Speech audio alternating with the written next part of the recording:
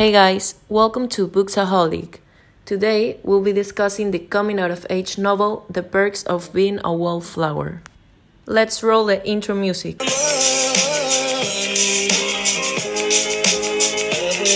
Okay, let's start by explaining a little bit about the book plot, and then we'll go through some of its themes, moods, tones, character analysis, and other aspects. So the book is about a kid named Charlie that is writing a series of letters to his friend that it's never mentioned, so we can tell that he's writing these letters as a way of journalism. And he's documenting his freshman year of high school as he makes and loses friends, experiments with drugs and his sexuality, and comes to grips with his past. So it's a coming out of age novel. It's also a very psychological novel. We can analyze the main character Charlie as he grows and as he experiments from childhood to adulthood. So to start talking about the themes of the novel, I have to state that there are too many because, like I just said, Charlie's growing, he's becoming a teenager, so a lot of things are happening in his life, and tons of themes get involved in the story. As for example, we have sex, love and family, friendship, being a wallflower, and sexuality.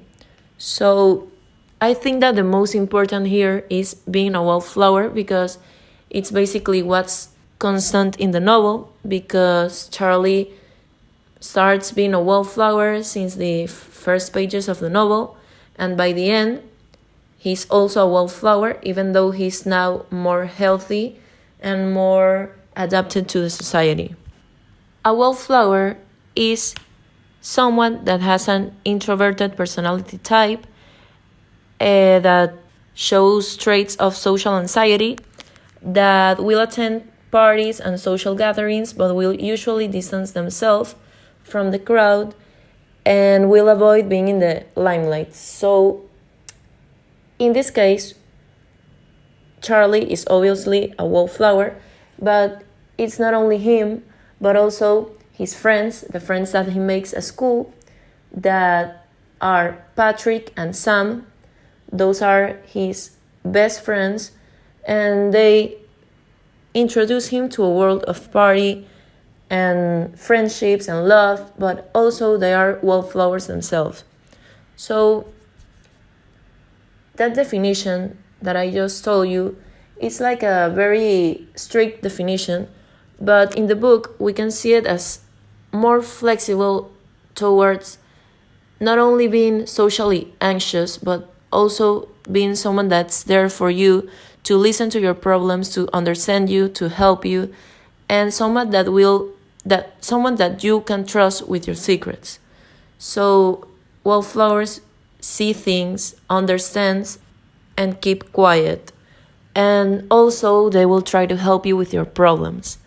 So in the novel, his best friend Patrick refers to Charlie as a wallflower and tells him that he is a very good listener, that he knows when to speak and when to keep quiet. And that's something that for me seems very important because, in my opinion, it's better to be someone that is a good listener, someone that knows when to be silent and when to speak, someone that will help you no matter what, instead of being a friend that is there like to be with you at the fun times and being the center of attention, but when the times get harder, they won't be there for you because maybe not because they are not your true friends or they don't really like you. No, maybe it's because they don't know how to help and they'll feel like it's not their problem because they don't know how to give you a solution. So in my opinion, Charlie, even though he's very complicated and he has mental issues, he's also a very understanding and caring friend. Okay, in order to continue talking about the themes, I should add something that I didn't add when I was talking about the main plot of the novel. That is something that is basically a spoiler because you aren't told until the novel develops, and then you can get what is happening. And this is that Charlie had a very important connection with his aunt. He felt like she was her favorite person in the world, and he loved her very much. Until one day, she went outside to get him his birthday present, and as she was driving, she got in an accident and she died. So this disturbed very much Charlie, and as he began growing, he couldn't help but think that his aunt's death was his fault. But there's a problem here. Charlie loved her a lot, but also he felt something weird inside him when he thought about her. He didn't know what it was, but there was something that was bothering him. And as he has his first encounters with love and intimacy, he starts getting flashbacks of what happened with his aunt. And what happened was that his aunt used to molest him. She used to touch him when he was very little, but at the time he wasn't sure what was happening. He knew that that was wrong and that he didn't want to be touched, but he loved his aunt very much, he wasn't sure that if that was a bad thing or a good thing or what was happening. And when his aunt died, he just tried to suppress that emotion and forget everything. And that's what happened. He forgot about the molestation and he tried to move on with his life, but this wasn't possible. He started developing a series of mental illnesses like depression and anxiety, and living for him was sometimes very hard. Even there was a time that he tried to kill himself because he couldn't stand the pain of what he was feeling inside. So now that I explained this, I can talk about the theme of sex and sexuality because it's really complex in this story. Even though Charlie is beginning his freshman year in high school, he lives a series of sexual experiences that mark him. So, first of all, Patrick, his best friend, is gay. So, nobody knew this, just some people that were really close to Patrick. But in a party, Charlie enters a room and sees Patrick kissing with a guy. Then Patrick comes out the room and explains to him that he's gay, but the other guy doesn't want anyone to know because he's a football player and he has a girlfriend and he wants to stay behind the cover of being straight. So he talks with Charlie and he tells him to please do not say anything. So Charlie agrees and keeps his secret. But Patrick's boyfriend is really scared that everyone will know. So he starts mistreating Patrick in public, calling him ugly names and telling him terrible insults about being gay in front of everyone. So as the supportive and really good friend he was, Charlie stands up and starts beating Patrick's boyfriend in front of everyone because he's really mad with him for doing that to Patrick. This shocks everyone because Charlie wasn't the aggressive type of boy, but he just felt the urge to do this because he cared a lot about Patrick and he wanted to defend his honor. And all the other friends get really scared, but they understand because Charlie really went for Patrick's boyfriend and he almost killed him. But he did it because he really cared about Patrick. He wanted to protect his friends. And then as time passes, Patrick eventually kisses Charlie because he thought that maybe he liked him, but Charlie states that he was sorry, but he liked girls. Also, Charlie experiences his sister's unintentional pregnancy ending in abortion, and an almost sexual encounter with Sam, that was his other best friend, when she tried to reach into his pants. Charlie really wanted this to happen because he had been crushing on this girl for the whole year, but due to the molestations of his aunt, he felt really scared and the trauma started to reemerge from where he was hiding it. So, all these actions make up Charlie a mess when it comes to sex. And the book shows Charlie more of the negative repercussions of sex than the joy and beauty. And this leads to Charlie having a very unhealthy view of sex that needs to be corrected, and that he's hoping that they will in therapy. Moving on to another theme, we have love and family. So, as I mentioned before, Charlie had a crush on this girl, Sam, and he thought that he loved her, but in my opinion, he was like experimenting with love and learning what was love. It was his first experience, so I think that it was just a crush. And what happens in the novel is that at first, Sam didn't want anything to do with Charlie more than a friendship. So Charlie started like crushing on another girl named Mary Elizabeth. And she really liked him, but he couldn't forget about Sam.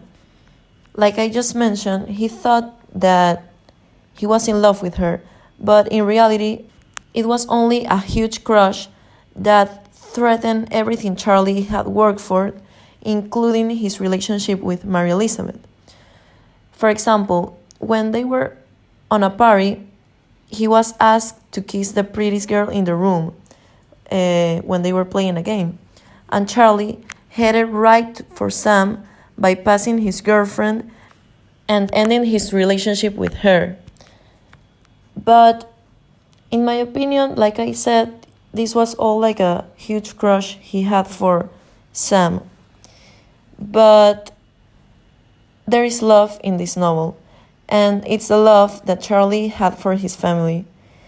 In the end, his family was more important than anything else. He really loved his parents, even though it was hard to deal with them sometimes.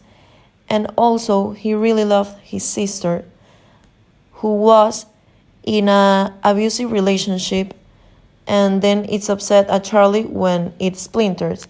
But Charlie just wanted to do what was best for his sister. Also, even though this is completely messed up, he loved a lot his aunt, until he started remembering what had happened with her. But until then, he felt like a huge amount of love for her, and she was like his favorite person in the planet.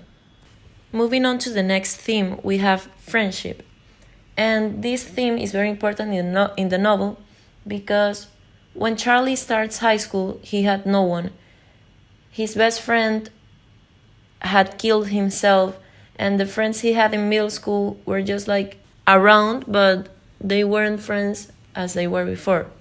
So when Charlie starts high school, he was completely alone, until he meets Patrick, who introduces him to Sam, and then he gets invited to a party and he meets the rest of Patrick's and Sam's group. And for Charlie, this was a huge deal in his life.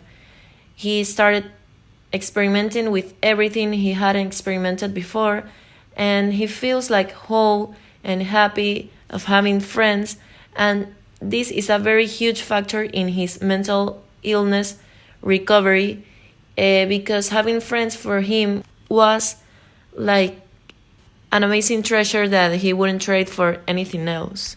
Okay, so now we will be talking about the character analysis, and I'll mention some of the more important characters in the story and their more important traits. So first, we obviously have Charlie, who is quiet, withdrawn, intelligent, and observant, and he's dealing with a lot of trauma in his childhood.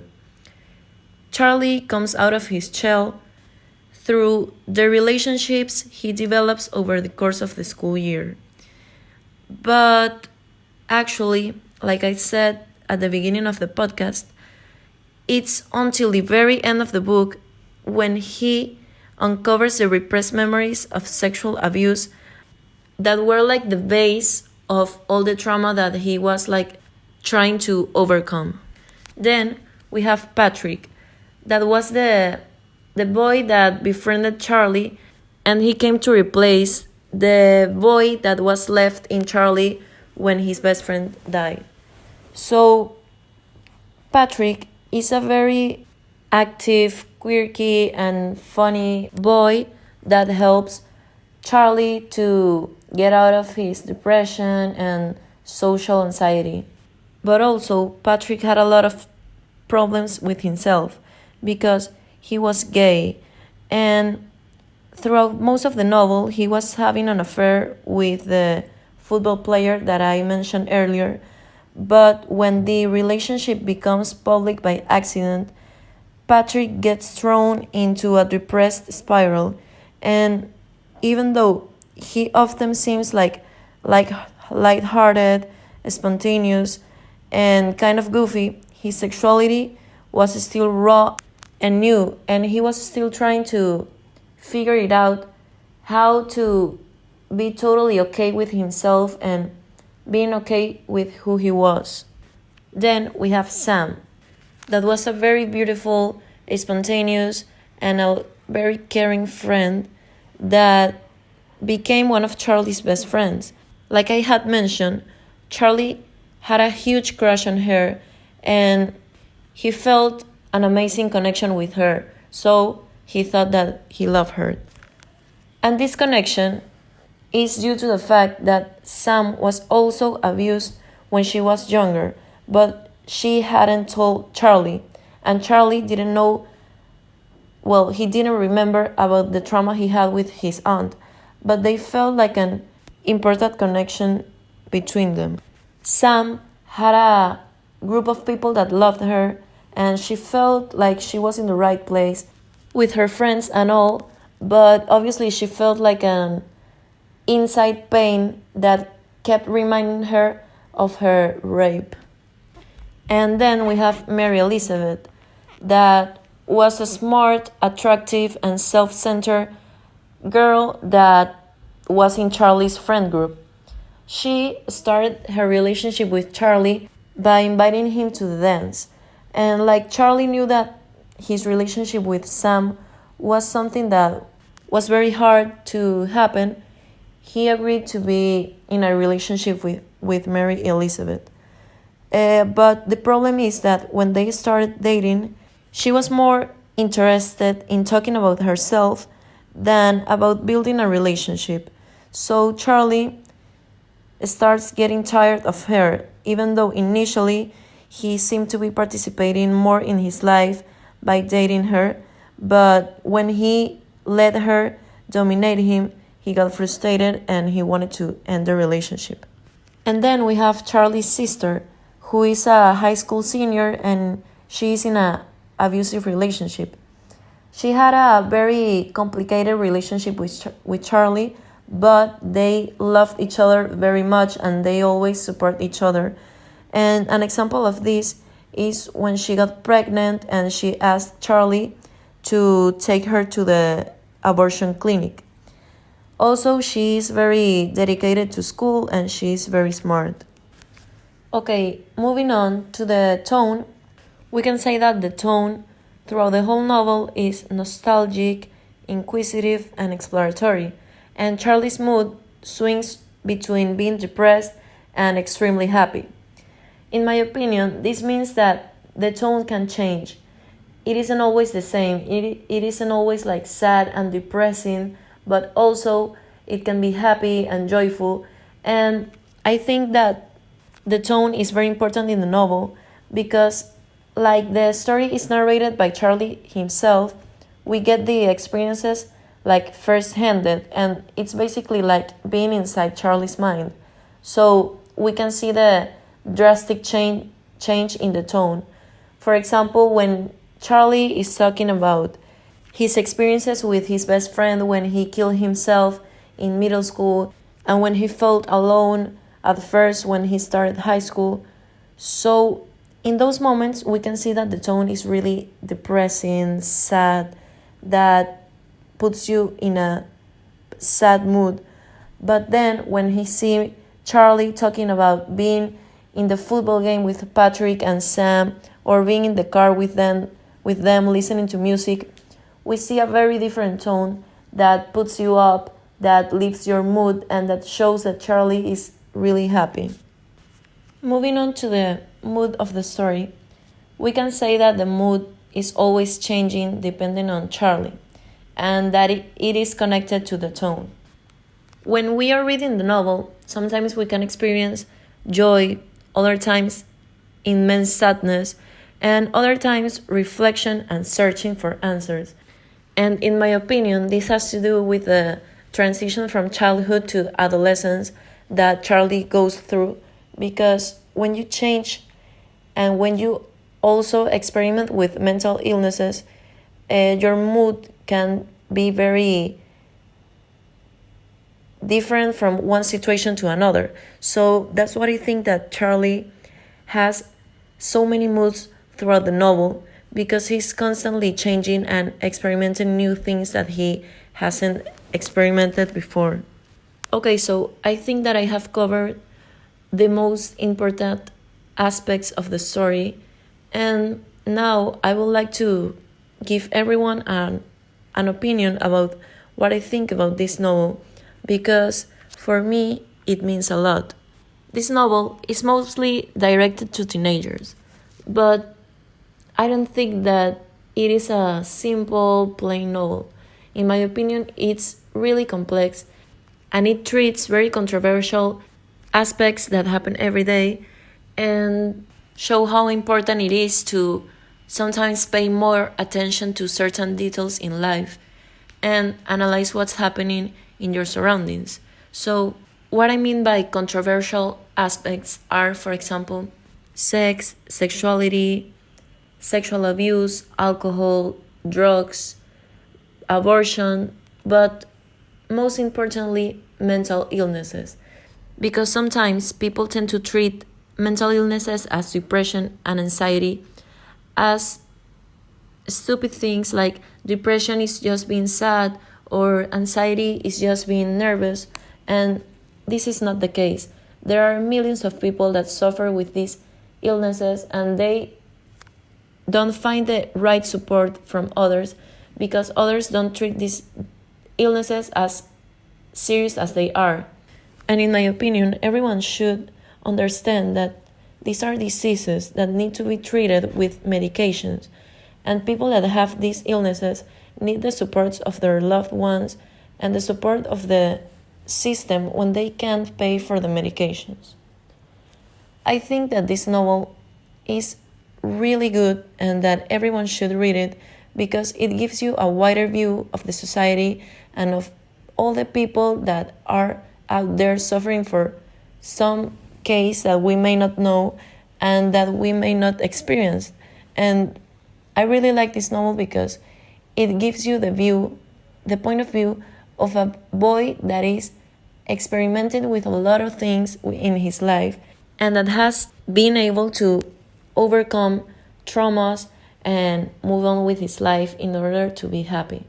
So I think that everyone should read it, and I don't think that this novel is only meant for teenagers, but also for everyone that desires to read about something that is a little bit more different than their usual life.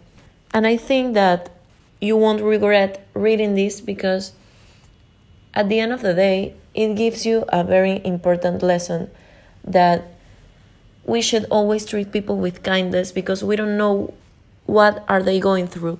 and also that mental illness is a subject that is very important, very serious, and that everyone should try to understand it and try to help your friends or your family when they tell you that they are feeling really sad or really anxious, they don't know what to do. You need to understand that that's not a stupid or dumb subject. It is important and everyone should take it seriously.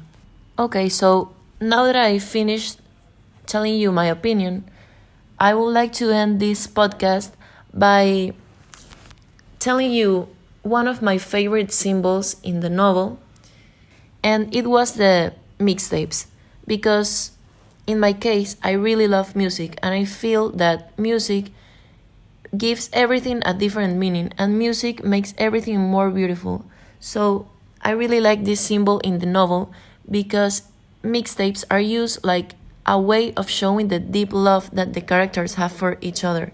Charlie is like a very musical person, and I really like that during Secret Santa he gifted Patrick a mixtape with thoughtful songs that he knew that Patrick would like. So I think that's really beautiful because he is like connecting with him in a musical level, and that's not only like the only thing that happens with music and Charlie in the novel, but also Charlie shares several times his favorite songs with Sam and with his sister, and I really like that about the novel. Okay, so I think that it's time to end this podcast. I think that I cover the most important aspects of the novel. I also told you my personal opinion, and to end this, I would like to encourage you again to read this novel because I feel like it has a lot of meaningful aspects that will change your perspective of things, and I hope that, like in my case, will give you a more serious view of mental illnesses and how to treat them. So thank you for listening to Booksaholic, and I hope I see you in the next episode.